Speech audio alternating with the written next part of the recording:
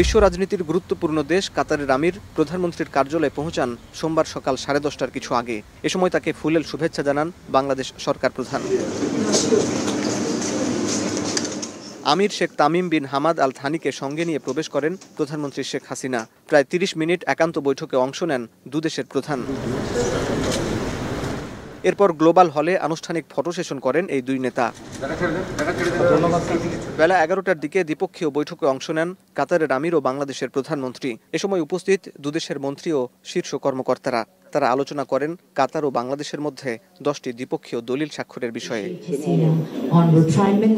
এরপর 5টি চুক্তি ও 5টি সমঝোতা স্মারক স্বাক্ষর অনুষ্ঠান হয়। দুদেশের প্রতিনিধিরা একে একে স্বাক্ষর করেন চুক্তিগুলো। প্রথমে দুদেশের মধ্যকার বিনিয়োগ উন্নয়ন ও সুরক্ষা সংক্রান্ত চুক্তি সই হয়।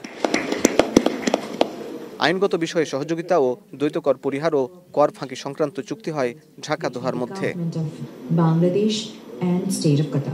এছাড়া সড়কপথে পরিবহন সংক্রান্ত ও বন্দর ব্যবস্থাপনা বিষয়ে চুক্তি ও সমঝোতা স্মারক, কূটনৈতিক প্রশিক্ষণ সহযোগিতা চুক্তির পাশাপাশি উচ্চশিক্ষা ও বৈজ্ঞানিক গবেষণায় সমঝোতা স্মারক স্বাক্ষর হয়। শ্রমশক্তি বিষয়ে সমঝোতা এবং যুব ও ক্রীড়া ক্ষেত্রে সহযোগিতা সংক্রান্ত সমঝোতা স্মারক সই করে দুদেশ।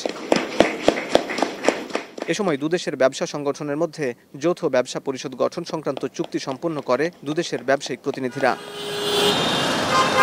এদিকে বাংলাদেশ ও কাতারের বন্ধুত্বের নিদর্শন স্বরূপ মিরপুর ইসিবি চত্বর থেকে কালশী উড়াল সেতু পর্যন্ত সড়কটি কাতার আমিরের নামে নামকরণ করেছে বাংলাদেশ সরকার। ভিডিও কনফারেন্সে এ সড়ক এবং মিরপুর কালশী এলাকায় বালুর মাঠে নির্মিতব্য পার্কের উদ্বোধন করেন Sheikh Tamim bin Hamad Al Thani.